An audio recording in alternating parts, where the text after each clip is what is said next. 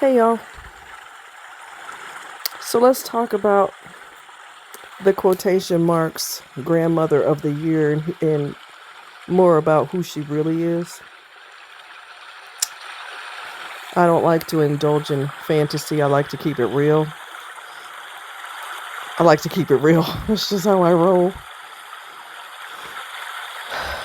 So her father, obviously my grandfather, was a merchant marine back in the day. I don't know much about it. I know he's from, as far as I know, he's from um, Trinidad and Tobago. I never understood anything he said because his accent was so thick. Okay. I didn't understand anything he said. I did a lot of uh-huh, uh-huh, uh-huh. I needed an interpreter. I'm telling you, his accent was super thick. Well, he lived in Brooklyn. And I don't know what happened in Veronica, the mother. I don't know what happened in her childhood, and I don't know why she had anger and resentment towards him. But he was living in Brooklyn. We were living in Connecticut at the time. And he got very, very sick. He had a stroke. I don't know if he had more than one, but he was having a hard time walking, feeding himself. He was pretty much bedridden and had to be helped with everything. He was up in age, the whole bit. The last person in the world who should be taking care of him is not Veronica. She's the worst person in the world to be responsible for his care. She's a horrible person. Regardless of how she kisses the grandkids' behinds, she's a horrible person. That's her costume she presents to them. The real person is not a caretaker. She's abusive and she's dangerous and she's mean-spirited. We already know this, right? But you know, we're going to keep it raw and real today. We're going to keep it raw. Family will let other family take care of that person who's sick because they don't want to be bothered. Oh, we're going to keep it real today.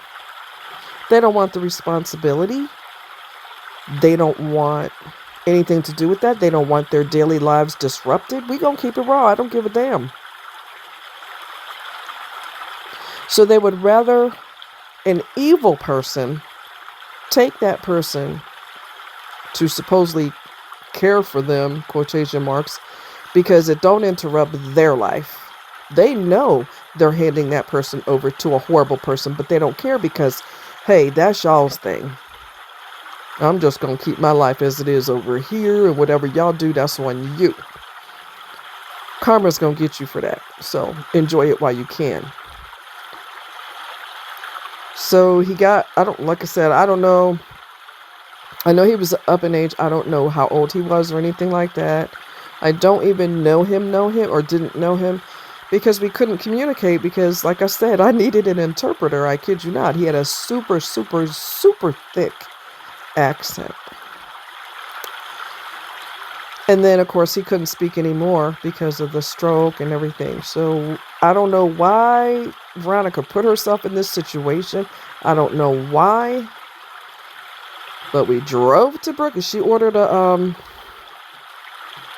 hospital bed. Maybe she slept on the couch in the living room. And she gave him her room. And she put a hospital bed in her room. And thankfully, I'm a kid, so I don't need to be helping bathe no grown man. So thank God she did all that. I'm a kid. I don't need to see all that, okay? And myself and her, took turns feeding him and whatnot.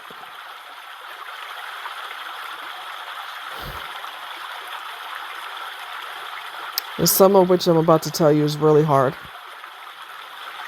So bear with me.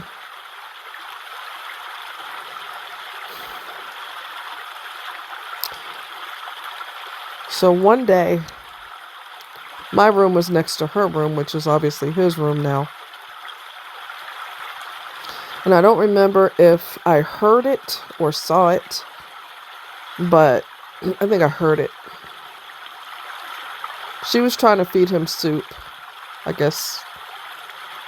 And his fingernails were too long. So I think he was trying to tell her, he kind of pushed her hand away because he's trying to tell her that's too hot, I'm guessing. But his fingernails were long, and I think it accidentally scratched her when he tried to push her hand away because he couldn't talk.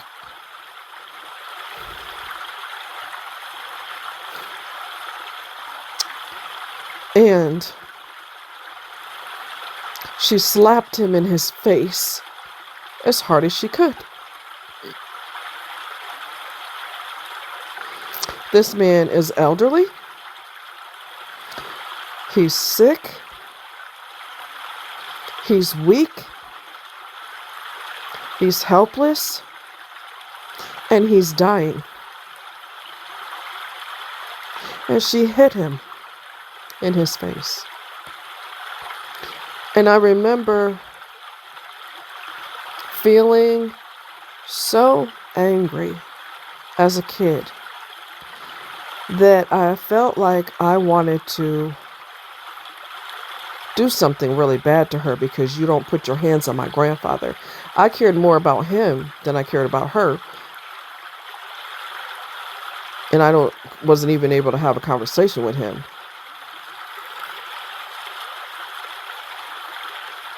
But he's helpless. And then I remember being so angry, I wanted to whoop her ass. And I'm a kid. How am I going to whoop the monster? Bigger and stronger than me. How am I going to do that, right? I can't even protect myself. And so my brain went into denial mode because that's too deep.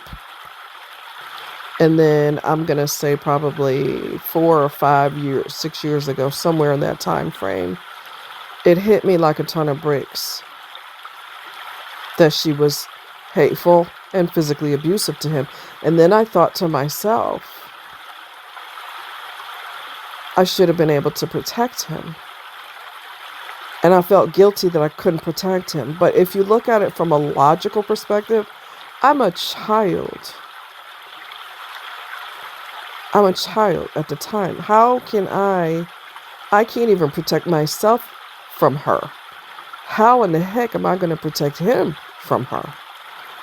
But I felt guilty, and it made me bawl my eyes out because I wanted to protect my grandfather.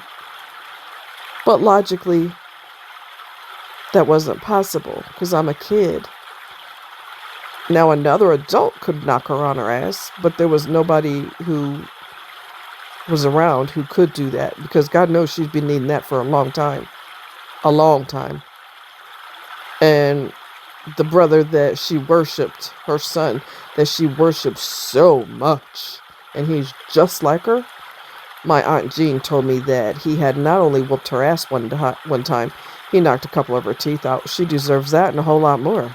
I have no sympathy for demons. I have no sympathy for bullies. No sympathy at all. You deserve that. You kissed his ass ever since he came out of you. You're going against the grain. You kissed his ass. You put him on a throne. He didn't want for nothing. You're going against the grain. When you go against the grain, that child's going to be your biggest headache and your biggest nightmare. But you don't know it yet, but you're going to find out one day. So keep kissing their feet. And you're going to find out that that's a bad, bad, bad move. And she did. My aunt told me. You go against the grain. You're not supposed to do that. You're supposed to give kids boundaries, rules. Because the world has rules. You will be obeying rules until you die. You can't tell your boss to screw off. Or you can tell him that or her that, but you will get fired. You have to obey your boss. You have to obey laws. You have to listen to what the police tell you. If you end up in court, you got to listen to what the judge told you or else. You will be listening to rules and regulations until you die. That's life. So if you grow up in a household where your parents kiss your ass, you're going to be angry, resentful, a rule breaker, because I ain't never had to have rules before. I do what I want to do because your parents taught you that the world is going to kiss your butt. The problem is the world is not going to kiss your butt like your family did or like your mother did or whoever it is that put you on a throne. They're gonna bite you on the ass so hard one day because you cannot go against the grain. You're supposed to follow the flow of the river. You don't go against the current. All right? Because you're gonna have problems. But for the longest time, and I guess it was part of the grieving process in a weird way, I felt guilty that I couldn't protect him. Or didn't protect him. But the reality is, I could not logically do that. I couldn't. But then I thought about, which made me bawl even harder when I thought about this, at the time. Then I thought, that's only the time that I know of that she's hit him. Imagine all the times that she hit him that I didn't know about, and I just bawled and bawled and bawled.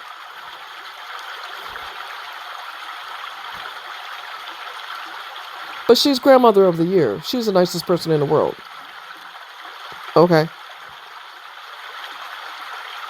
Or that's what she's perpetrating. But I'm going to show you the reality.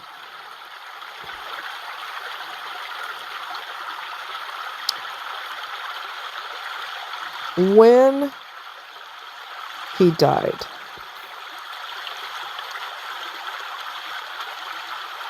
I was holding him. I didn't know anything about death at the time. I don't know if it's instinct. I don't know what it is, but he ended up, we tried to take him out of the bed and somehow he collapsed. And I remember we were holding him, or I was holding him. I can't imagine her holding him because she's a snake. And I remember he did the longest sigh I've ever heard. That was him dying. And even as a kid, I instinctively knew that he died. All the air that was in his lungs just escaped. So it's just basically a sigh, like,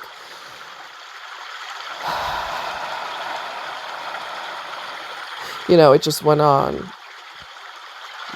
not a long time, but it seemed like a long time. Every bit of air in his lungs just escaped. And I knew he was non-responsive after that, obviously. And then she called an ambulance and they came. And I think they were trying to act like he was savable, but I knew he wasn't. Because I think they hooked him up to, I don't know, they, like, IV fluids or something. I mean, they try to make it look like, I guess because we were kids.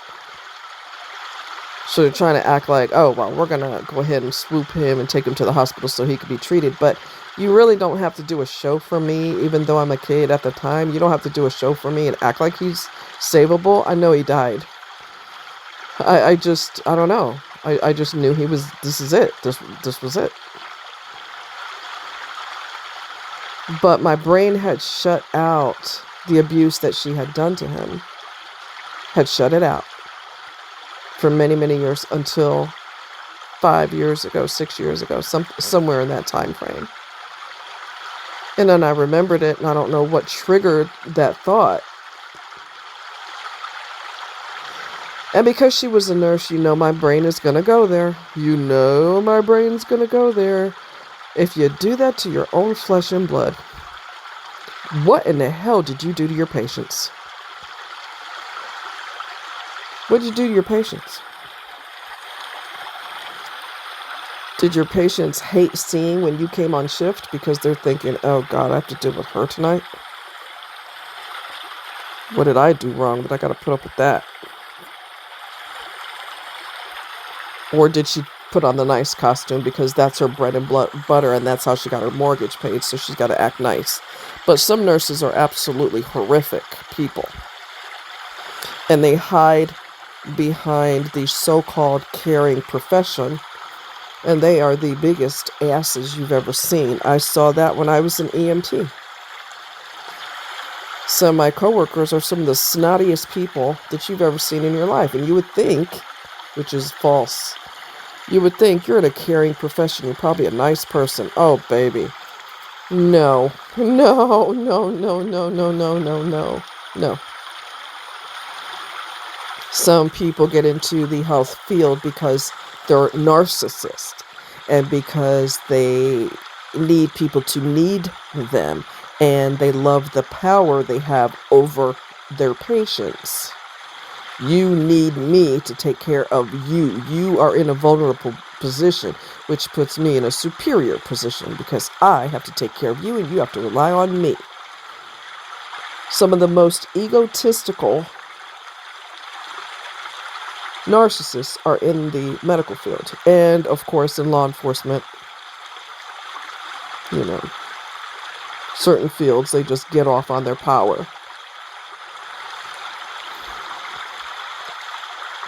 I don't know what went on to cause her to hate him. Of course, I don't know what went on to cause her to hate me either, but, you know.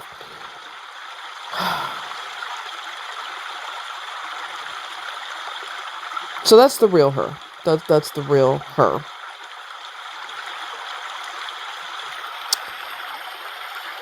She had a washer and dryer, like everybody else does. Most people have a washer and dryer. And she never let me use it. And this is what I mean by mean-spirited. Just mean because it's orgasmic to her. Being mean to somebody, just really great. She loved it. Not being mean to them, her sons, but being vicious to me. I was not allowed to use it. There was a time where she made me wash my clothes by hand in the bathtub with one of those metal washboards. She had a washer and dryer. But you ain't touching my washer and dryer. You're going to wash your clothes by hand. And washing jeans that way is really hard. Trying to wring them out is really hard. They're super thick, material's thick. And not exactly cooperative.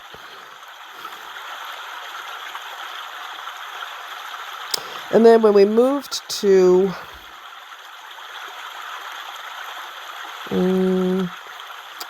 I don't remember the street. I don't remember. I don't remember the street. But we lived in a really nice neighborhood. She had a Tudor-style home. Upstairs, downstairs. Beautiful. I love Tudor. It was Tudor and brick. Part of it was Tudor and the other part was brick. Beautiful home. And instead of using her washer and dryer, she made me take all my clothes, dirty clothes, and transport them to the laundromat, which wasn't really close to the house. It wasn't close to the house. But I had to walk blocks and blocks and blocks and blocks to get to laundromat, do my laundry, and then walk all the way back to the house because you ain't touching my washer, you ain't touching my dryer. She said she was going to get me, help me get a car, my first car, when I got my driver's license. Well, that was a lie. She was never going to do that. And she just made up her mind after I got my license, I'm not helping you do shit. See what I mean by being mean for no reason? Being sadistic for no reason? The physical beatings eventually tapered off, and I endured those for many, many, many, many years. But the psychological abuse never stopped. But she's grandmother of the year. Nicest person you ever saw. Uh-huh. And I'm the daughter of the Pope. Okay, yeah. I was back then probably almost as skinny as a number 2 pencil. I was really skinny. I saw a picture of myself back then, and I would look like I had my uniform on. I was working as a security officer at the time, and I had a short sleeve shirt on, and I'm smiling, and I look kind of cute in my uniform, and I've got my short sleeve shirt on, and my arms are so skinny they look like spaghetti.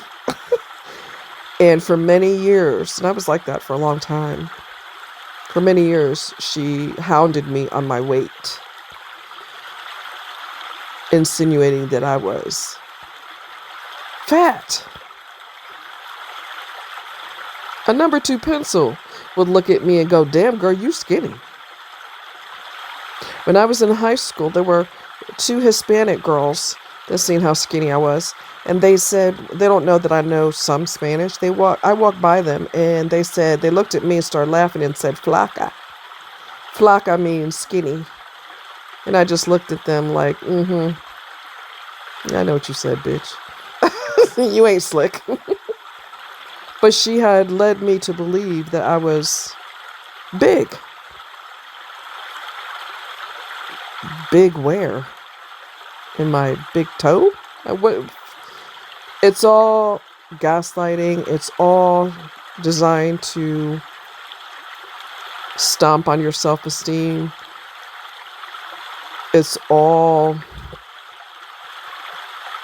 psychological abuse. I know you're skinny as hell, but I'm going to tell you that you're fat.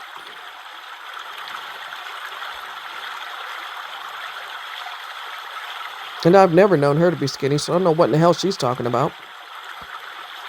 You're a lot bigger than I was.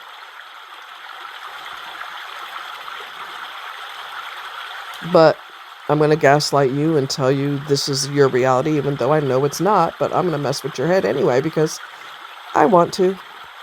Because I hated that I had you. So since I'm stuck with you, I'm going to make your life a living hell.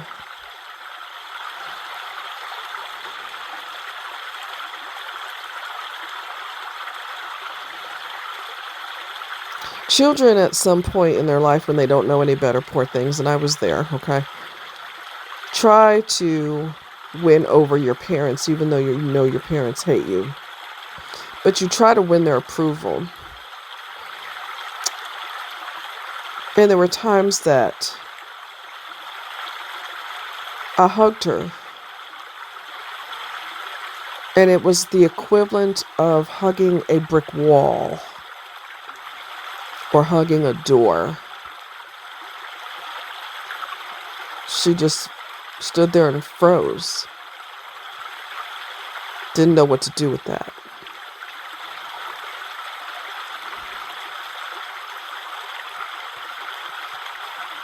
I hid my accident from her, and I've talked about that before, where I damaged my back and eventually got fibro and all this other. I had a real bad car accident back in the day. I never told her about it. And the only reason I know I didn't tell her about it is because I talked to her about it one time, and she said, "You never had an accident." I said, "Yes, I did." She said, "No, you didn't." I said, "Yes, I did." Tone of voice, don't tell me what I had or didn't have. Yes, I did. And then I realized I got confirmation that I never told her, because why would I? I'm going to hear for at least 45 minutes how stupid I am, what an idiot I am. Nobody has a car accident unless they're an idiot. You're a freaking idiot. You're a dummy. What were you thinking? I don't need to almost die in a car accident and listen to your mouth on top of that. I knew when to keep my damn mouth shut. I didn't tell her that a guy tried to attack me in school, tried to sexually assault me. I never told her. Why would I? She'll blame me.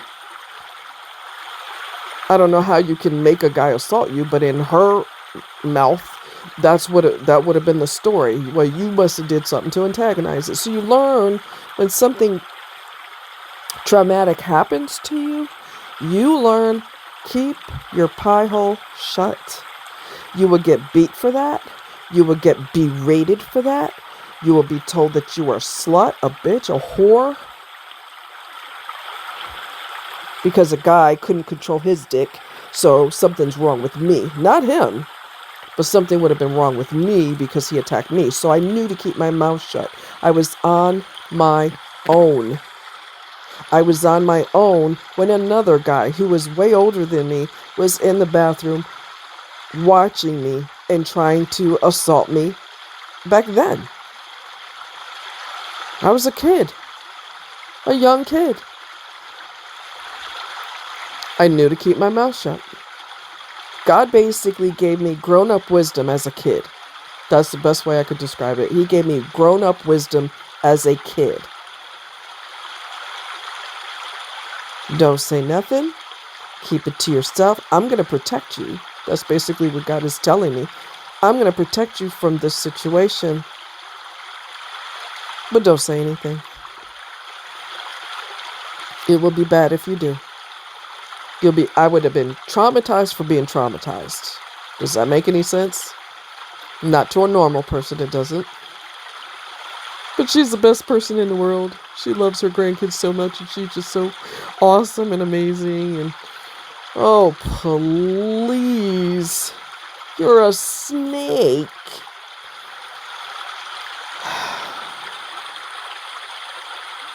So, yeah. I knew to keep my mouth shut. I knew. Don't tell. Don't tell. Don't tell. Don't tell. God protected me. He did not allow me to be assaulted. Thank God.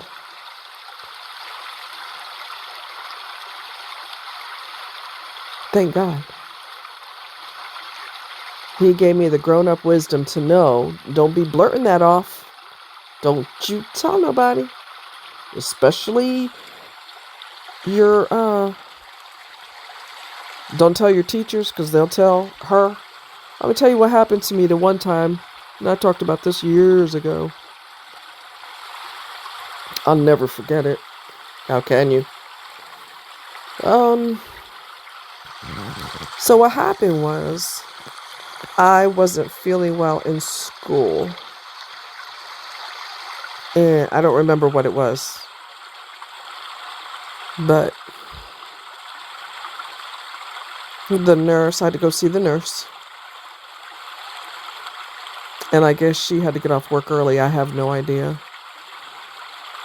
And the nurse called her, because the nurse called her. That was the worst thing that could ever happen. The nurse calling her was the absolute worst thing that could ever happen. Because she came and picked me up from school.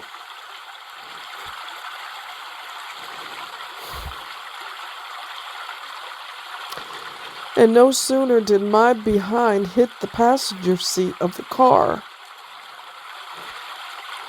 she slapped me in my ear so hard that it felt like a firecracker exploded in my eardrum.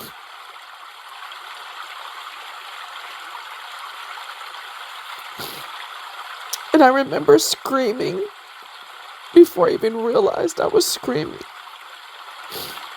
And it was instantaneously, bam, right in the ear.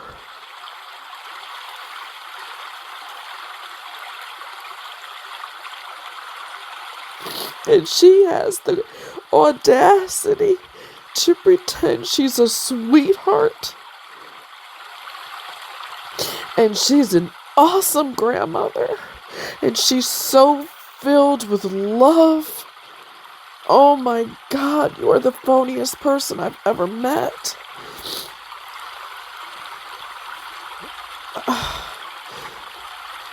It was like, I swear to you, it felt like an explosive went off in my ear. There were no words. Not a word. Didn't say a word. Just slapped me violently in my ear.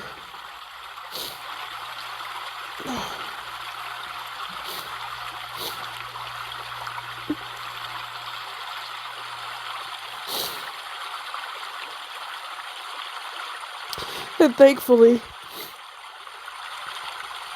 God granted me mercy because he protected my ear from, I could have easily been deaf as a result of that. And I wasn't. Thank God. The absolute gall and audacity to pretend you are the best grandmother in the entire world to your grandchildren. Oh God, if they only freaking knew a tiny bit of what you've done.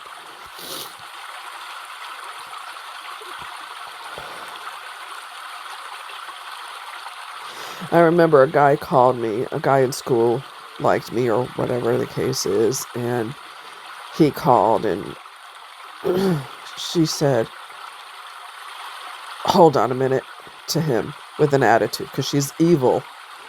And she said to me, he must think he's got a gold mine. Why was that necessary? Of course, why was anything she did necessary?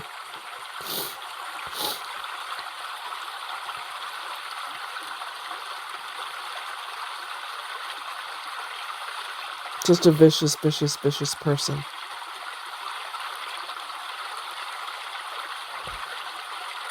Just vicious. But gonna perpetrate that she's amazing. Now, people who were horrible and they changed their life around and they apologized to everybody that they hurt, and they've completely turned over a new leaf and they are a good person and it's genuine, it's not fake. And until they die, they make amends and they make sure they never hurt someone again. They realize the error of their ways. Maybe they went to therapy to resolve their anger because of what they experienced growing up or whatever caused them to be so mean in the first place. And they turn their life around. I have a tremendous amount of respect for those people. But this is not that. This situation is not that. She would never, ever fix her face to apologize for what she's done because she felt justified in doing everything she did.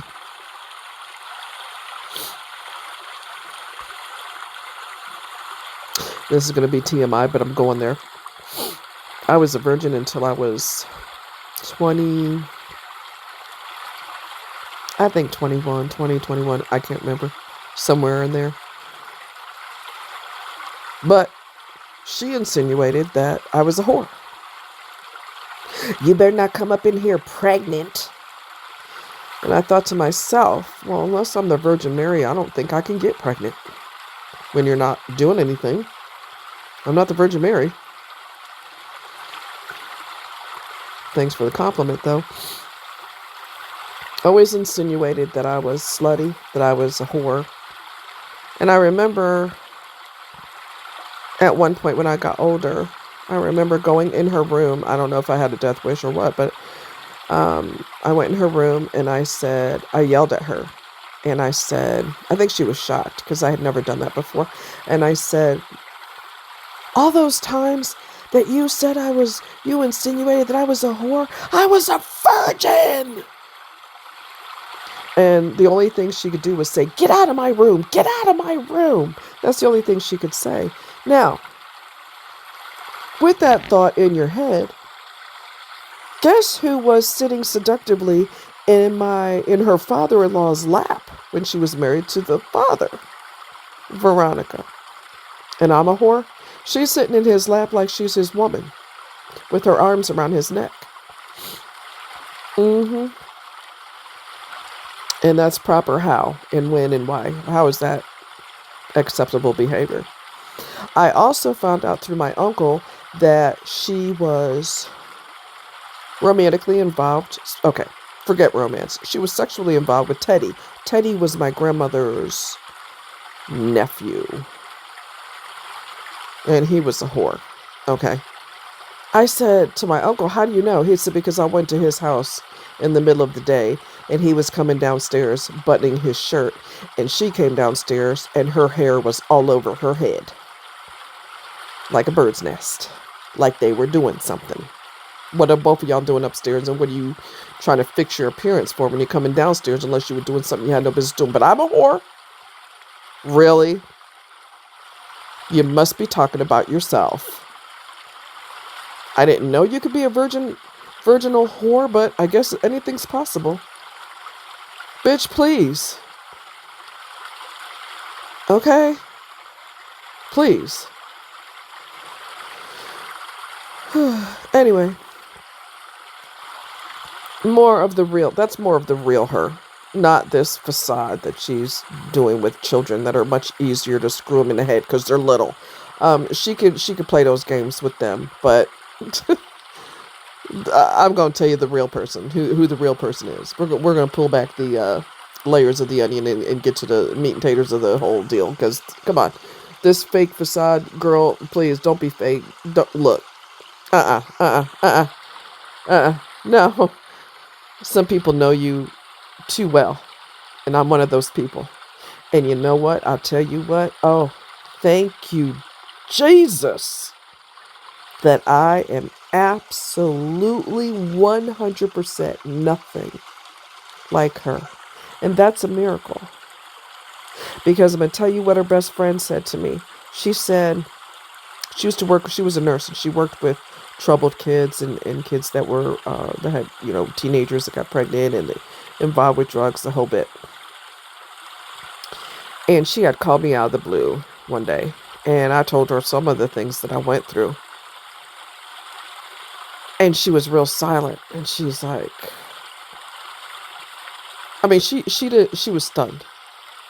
I don't even remember what I told her, but I just told her some of the deep things that I couldn't even scratch the surface of all the evil that your buddy has done, but this is some of it, right? She was stunned. And she said, I said, "What?" Because she was so quiet. She said, "It's a wonder and a miracle that you don't have a bunch of baby daddies, that you haven't been breaking the law, you don't break the law, and that you haven't involved yourself with drugs or anything like that. You are basically telling me I'm a miracle." And I am. I am.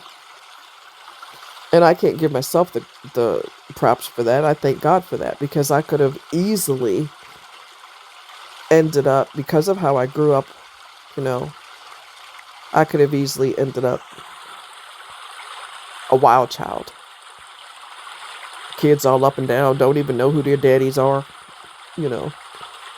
involved with heroin or God only knows what else, breaking the law, in and out of jail constantly. I mean, because people that haven't been through half of what I've been through end up falling into this trap of drugs and alcohol because they can't. I mean, I've heard of kids falling into a dark pit because their parents got a divorce, and I'm like, that's enough to throw you in a tizzy? Oh, honey. Oh, gosh. I wish that was the only thing I had to worry about, you know? So, I'm grateful that I'm nothing like them. I'm so grateful. So grateful. Anyway, much love. You guys take care, and thank you for listening, and I'll talk to you later. Much love. Bye-bye.